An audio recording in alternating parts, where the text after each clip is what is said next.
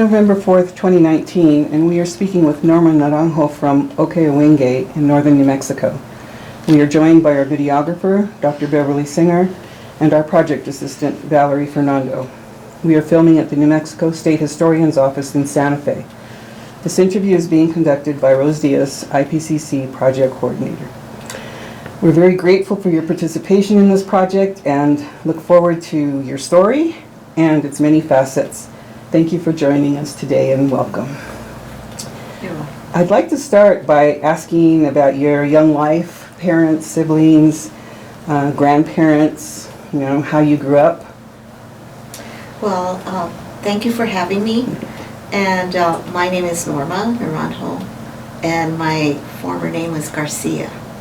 So I grew up in Okeowinge, and my father's name was Joe Garcia, and my mother's name was Margaret Montoya Garcia.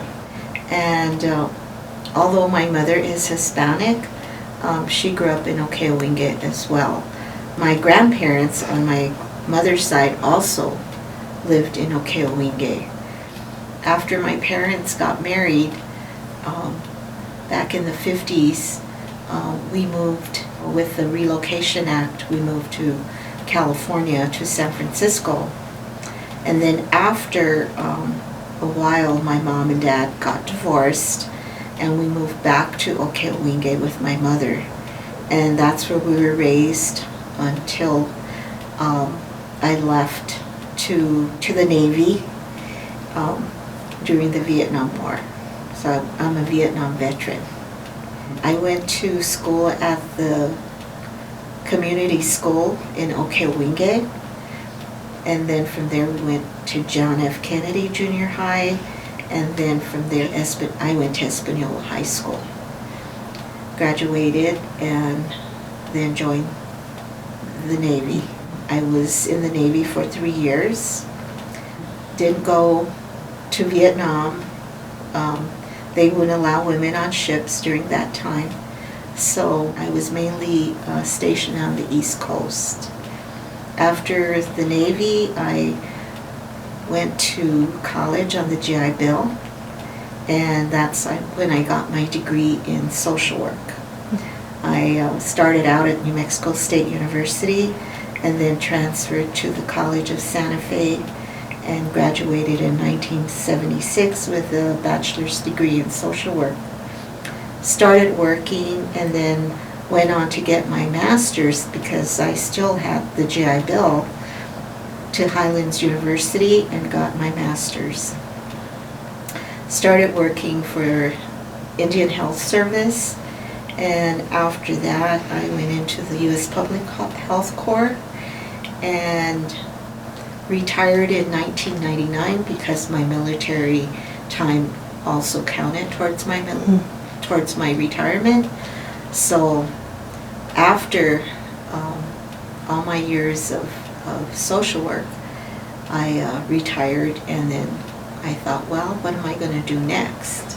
Because I know that there was a lot of time that I still had energy in me. I continued to do social work.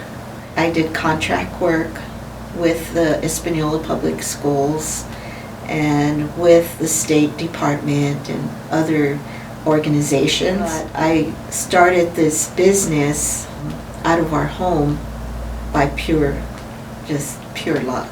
It just happened. And it was just doing a gig for one of my friends. And before I knew it, it was another gig and then another gig. And before I knew it, it grew into something bigger. I didn't know anything about business, so I consulted with the Small Business Development Center there in Espanola, and they gave me some information and how to go about, starting the business, like getting a website and marketing and that type of thing. I had a website done. Didn't realize that websites were pretty costly at the time. I thought, what am I supposed to do with this business besides cooking? When I started marketing my business, I went to the concierge in Santa Fe and talked to them about what I was trying to do.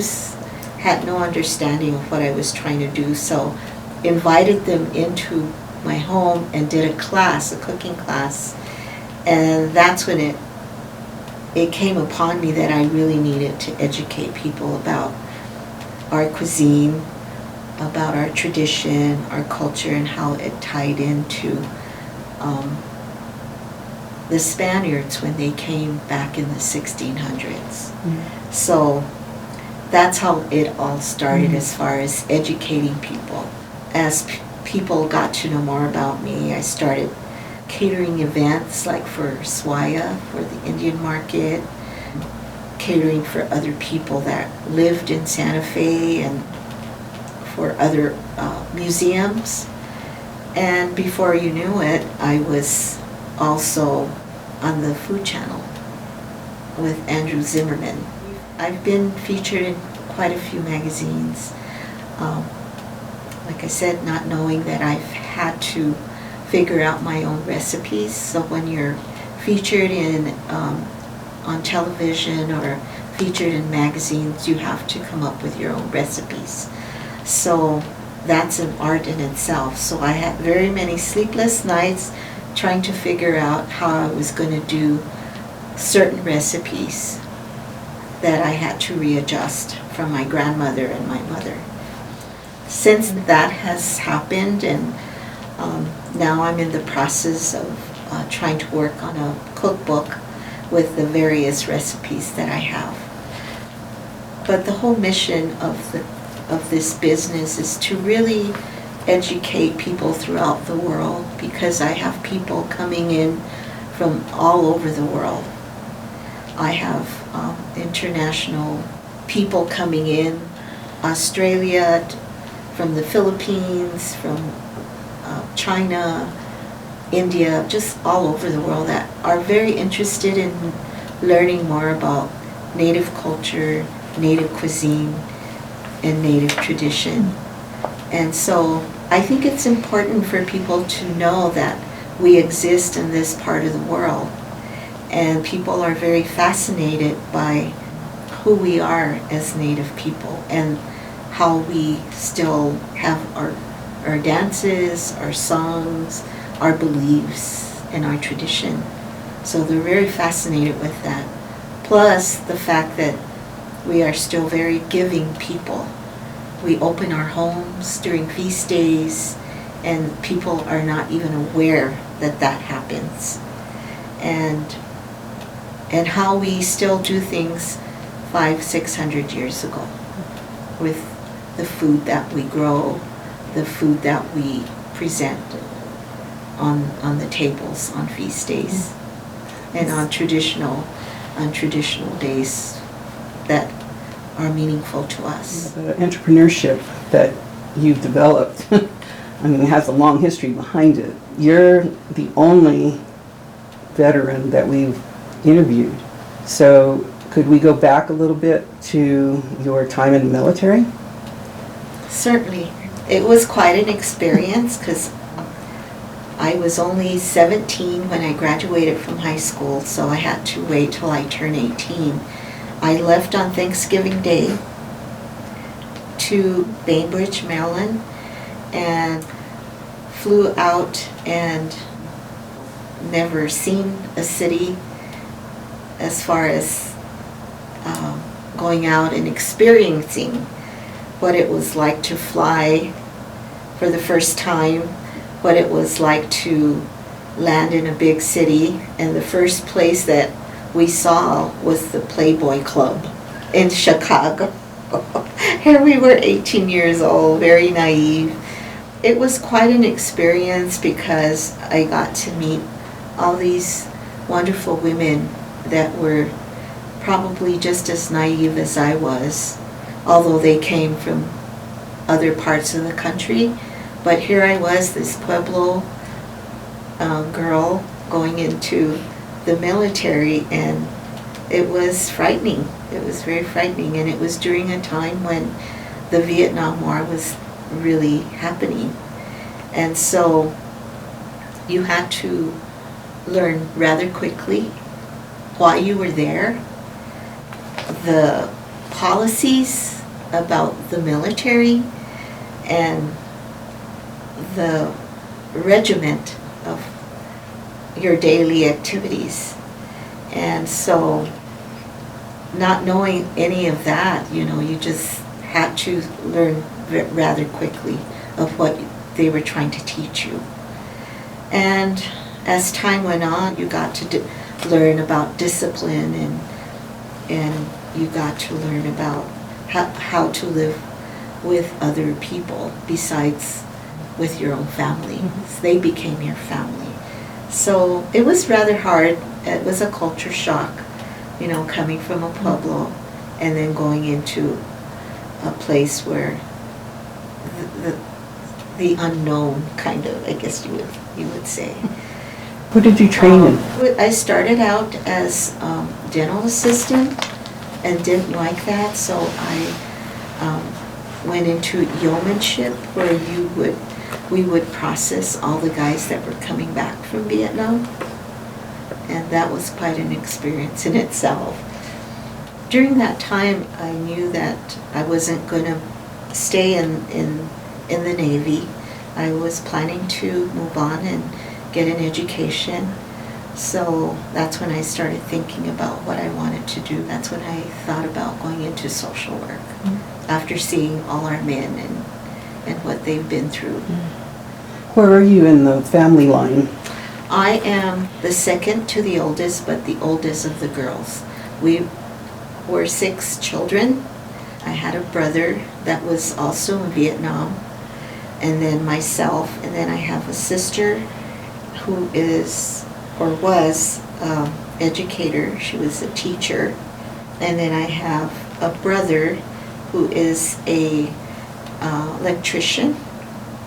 And then I have a sister who is the director of the housing authority for Okewinge, who has done an amazing job for our Pueblo at Okewinge. And I have a younger sister who has a daycare. Do you go back to that military time when you were thinking about your business? Did that kind of discipline help you in developing your business? I think so, because like I said, when you own a business, you have to be disciplined. You have to make sure that everything is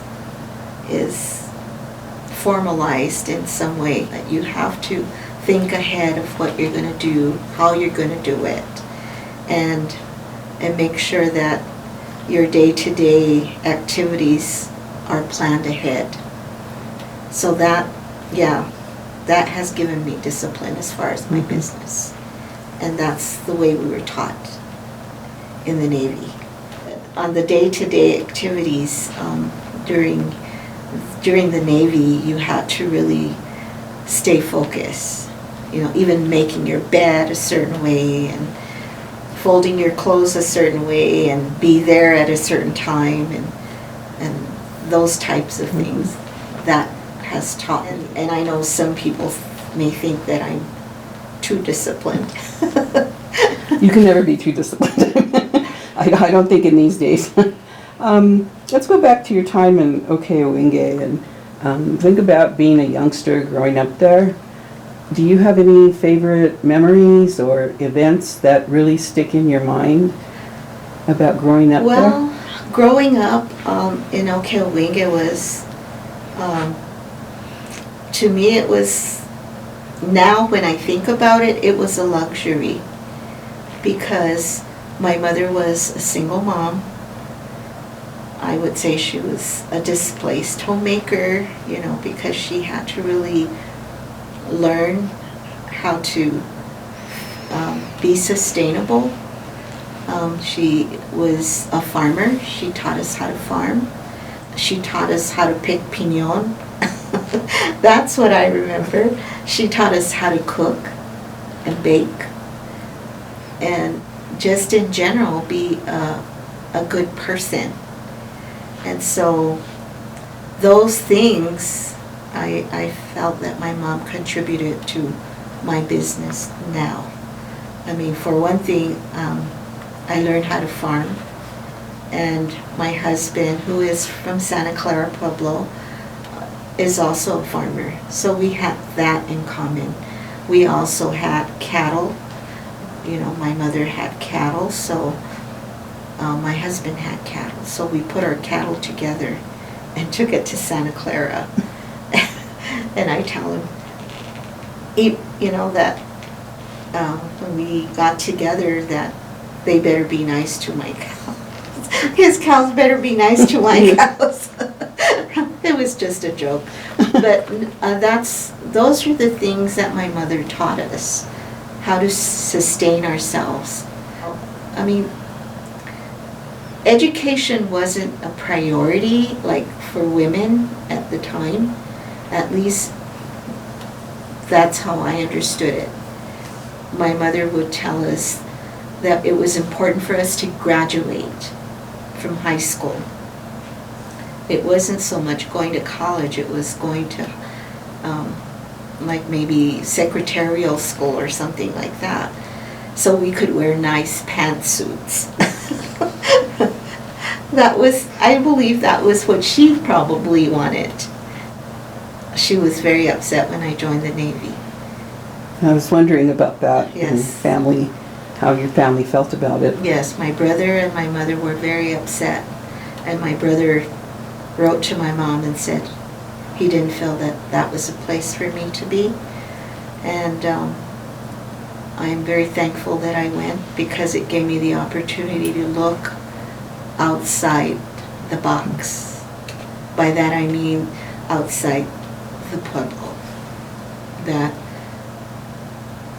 there's a lot to see, a lot to experience, and not live like a small town mentality, that you are able to expand your mind and your vision.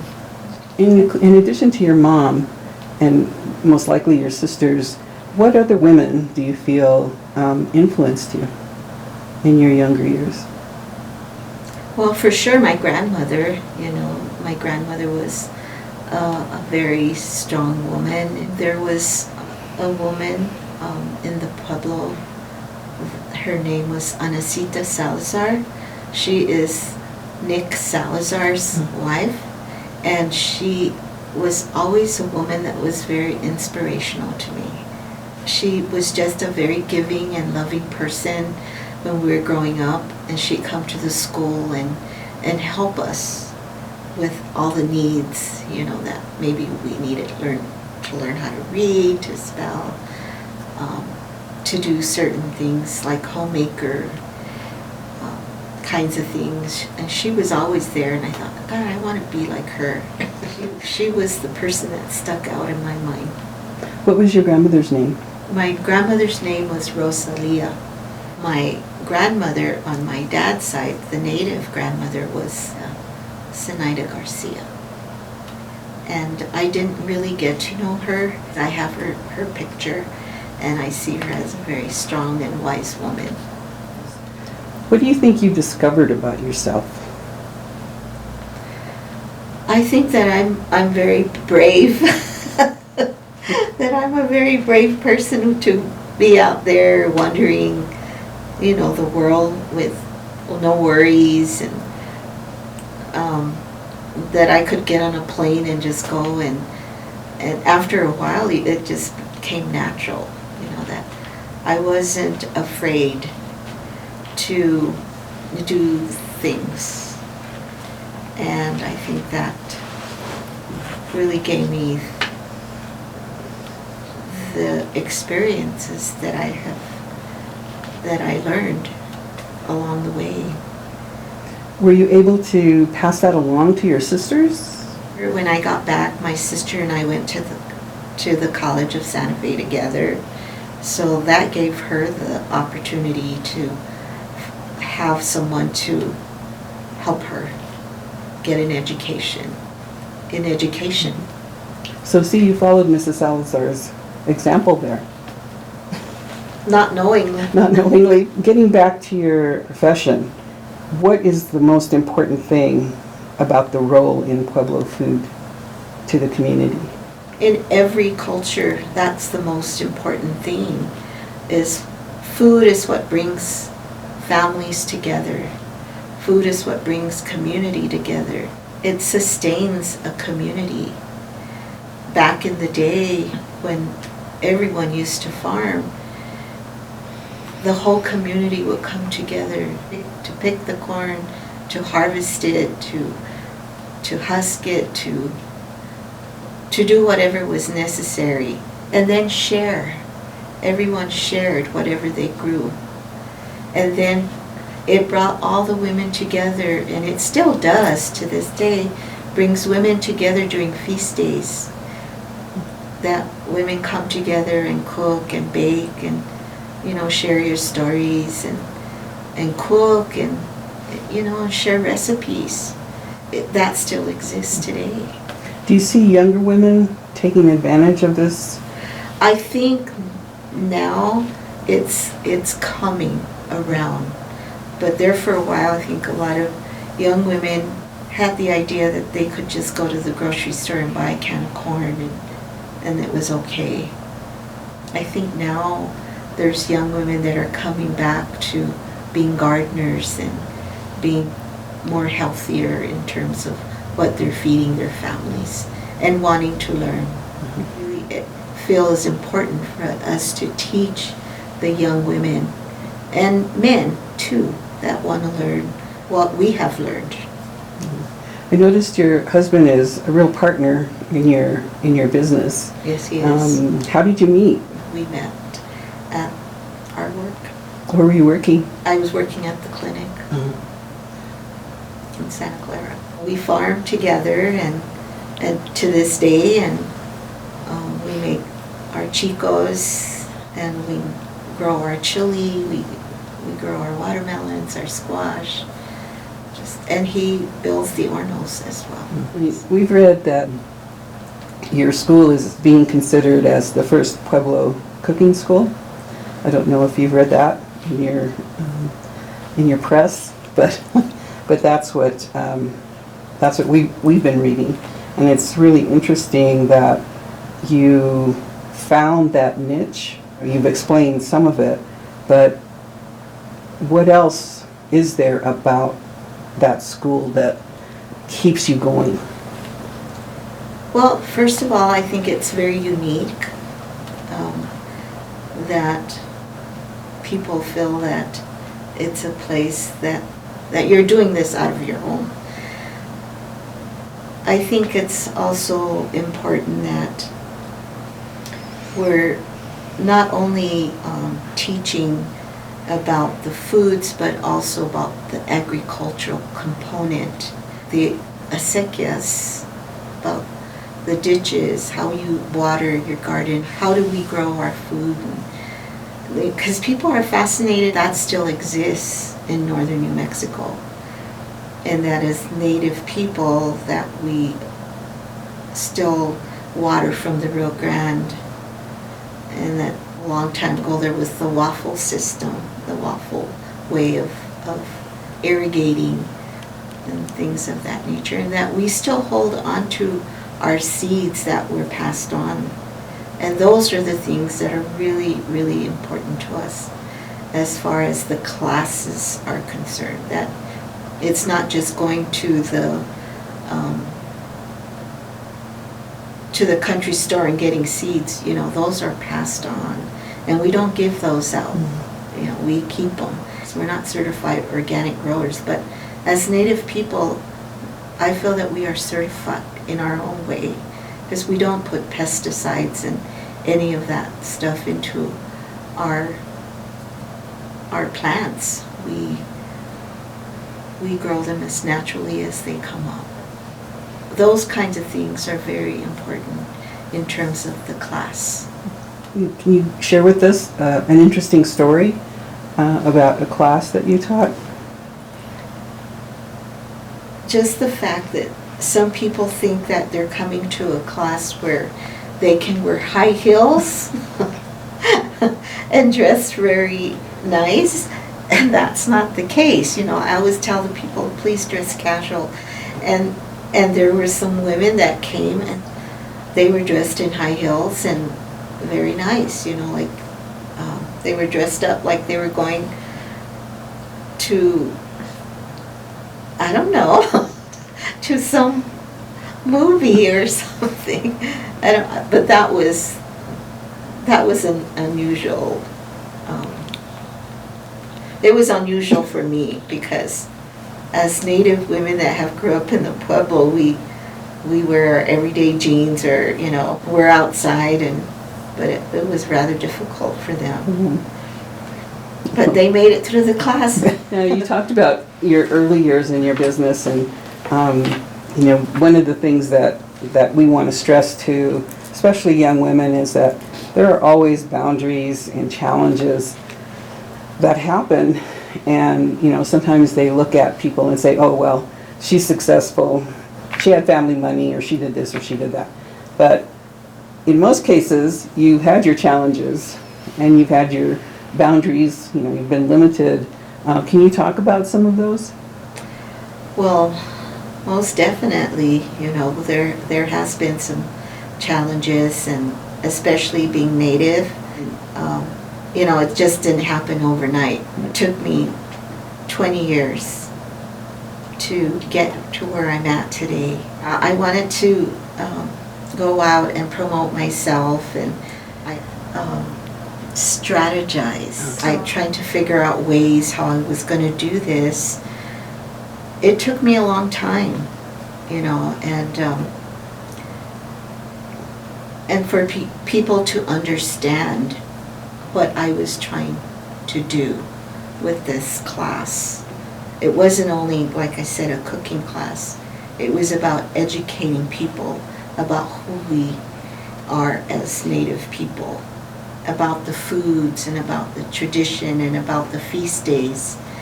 And so I had to figure out a way how I was going to integrate everything into this. And it, like I said, it took me 20 years. So I also had to go before councils for them to understand some of what I was trying to do, and so there's limitations there as well. I've gone to testify before Congress on Native American small businesses, and that was a bill that was being introduced by Senator Udall. So he came over to my house twice. So I've had to get permission from the council for him to come and visit me. Things of that nature, like when Mr. Zimmerman came to my home, I had to get permission. So those are the limitations that I have. What can you talk about in terms of, you're limited to what you can say, what you can do. You've learned along the way what you can and cannot do. And I do tell my clientele that if I talk about something, if they have a question, then if I can answer it, I will, and if I can't, I won't. How do people respond to that? They're fine with that. I've never gotten, well, why not? Mm-hmm. And, I've never gotten that. How do people find out about besides your website, how do they find out about you, and then how do they contact you? Well, of course, my website, and people have read about me in magazines, the YouTube, like I said, the travel channel, word of mouth, so different ways. We are New Mexico True Certified. Oh, great. Can you tell us, for example, what one of your classes would cover? Well, it starts off with hands-on recipe for empanadas. I like to start off with that to make people feel comfortable. And then during the course of that session, I like to talk about the history of how the Spaniards came and they changed our diet, how they came and brought Catholicism, how they gave us saint names, and how they taught the women how to bake in the hornos, how the horno was brought to the pueblos during that time, and why, you know, they brought the horno. You know, they brought the horno because they wanted the women to learn how to cook and bake in quantities to celebrate that particular saint day, and why we feast on that particular day. Even though we had the Pueblo revolt, we still feast to this day. And I tell them that we are very forgiving people, that we are very hospitable people, and that we open our homes to everyone and anyone that comes into our home. Do you have a set menu that you No, work I on? don't. Every class is different. You know, sometimes I may get some that are all vegetarian, some that, it just varies from class to class. There's times when I bake bread, there's times when I bake blue corn muffins, quiche, green chili quiche in the horno. It just varies, you know. So you have to be very inventive.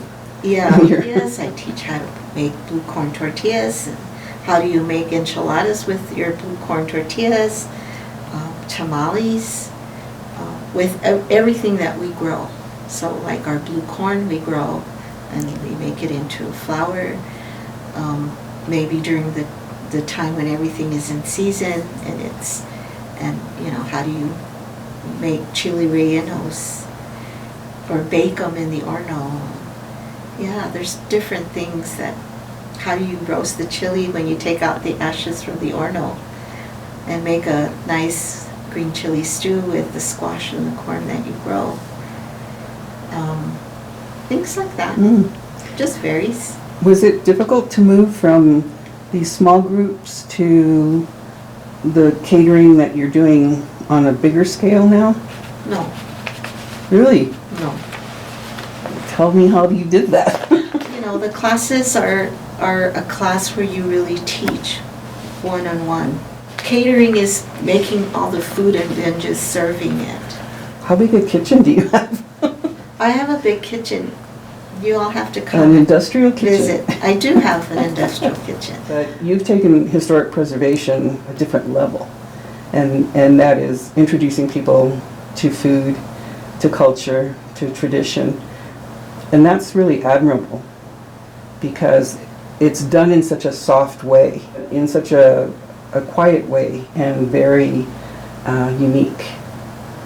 And I think that's probably a good part of your success in doing this. What advice would you give to young women today trying to find a place for themselves in the world, either professionally or personally? I would say that I would want young women to really look at themselves as that individual. Like, who is it and what is it that you want for you and that makes you happy? Because for me, I feel that people say, I don't know how you do this. You know, Norma, you do this, you cook, you grow your food. It's a lot of work, but I enjoy doing it. I enjoy meeting people, and I feel very blessed, and I feel very proud of who I am. And that's what I want people to understand, that they should be proud of who they are and where they come from. And I'm very proud of that. Mm-hmm. I'm very proud of who I am. I'm very proud of where I come from and what I can do. And how would young people go about getting that sort of feeling for their community? Is it talking with elders? Is it, you know, how is it that they can connect to community? I feel like I talk to my grandkids, and I tell them, even if you can't talk to someone, at least observe what they're doing. Look at what people are doing and learn from that, even if you can't talk to them. And maybe looking and observing is a better way of educating yourself than to be speaking to someone. And to me, that's a way that I try to interpret that to my to my grandkids. How many children do you have? I have 2. And grandchildren? 3. And so, yeah, this is what I tell them. If I don't say anything, at least look at how I'm doing it. And to me, that's how I learned. And the same thing, like when we're farming, my grandson is learning how to farm. We made a film. We were invited to the Herd Museum last month, and we made a film about how to make chicos from start to finish. How do you grow them from start to finish? And my grandson is part of that, and I'm very proud. How do you define your role as a Pueblo woman, Pueblo Hispanic woman that represents your community? How would you define your role? Well, I think now that I've become of age, I see myself as an elder. When I go to the Pueblo and I see the young people, and it makes me proud to see that it still exists. The other day when we had a dance, there were some young men, and I was standing there, and they said, in our language, in the table language, they said, "With all due respect, may I pass in front of you?" And that says a lot, you know, because they could just pass in front of you, but they respected me and said that. So I feel like as an elder, I consider myself an elder now, that I have maybe earned a little bit of respect. And to me that means a lot. And maybe I have contributed something to learn that respect. And I'm not sure what that is, but I guess I'll have to ask. I'll have to ask around. And finally, is there anything that we haven't asked you that you would like to share with us? Any stories or feelings that you have about community or engagement, anything like that? I just think that women have the upper hand in terms of the community, because we are the foundation of the community, and I think that we should look at ourselves as very strong women because we keep it together, and for it not to fall apart. Thank you. We're happy that you were able to join with us today. Thank you. Thanks.